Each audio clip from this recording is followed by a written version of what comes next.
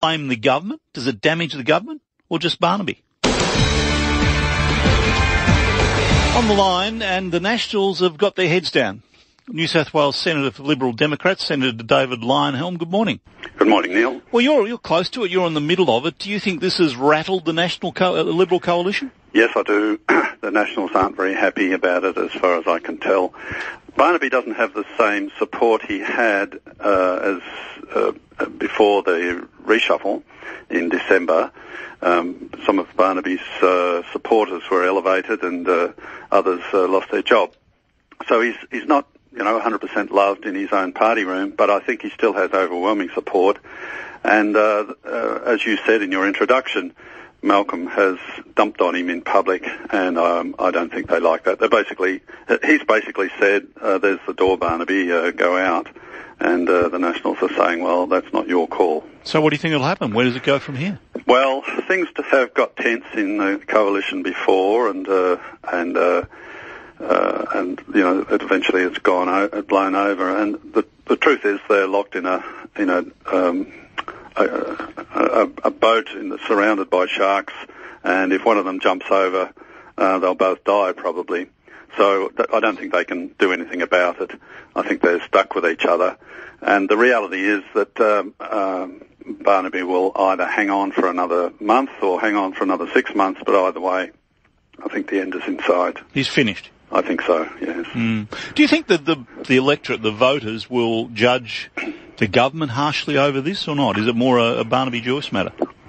Yes, mostly a Barnaby Joyce matter. The feedback I'm getting is that Australians are pretty tolerant about a bit of casual bonking. There's a general disapproval of doing it at work and with the boss and all that sort of stuff. It's not smart. But is it a hanging offence? Should you lose your job over it? Should you be on the front page of the newspaper over it? People fall in love, out of love, that sort of thing. We all do it, and I think Australians are very tolerant of it. In fact, I am a little bit worried about the approach that Malcolm has taken in this instance.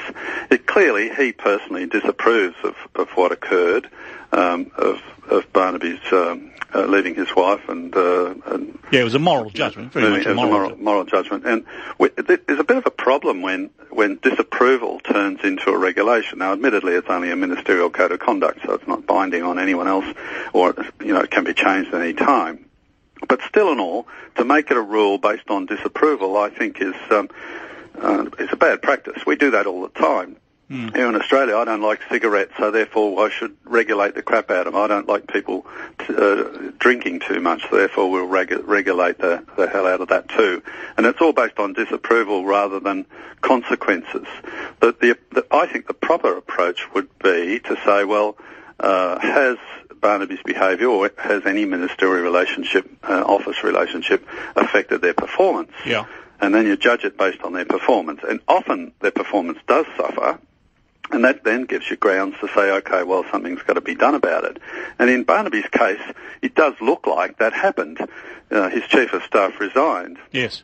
And that would seem to me to suggest that it wasn't good for the office politics. Thank you very much for your time, Senator David Leyonhjelm, New South Wales Senator for the Liberal Democrats. We might talk to one of the Nationals later in the morning, but as I said, they're pretty much keeping their heads down. They are not happy.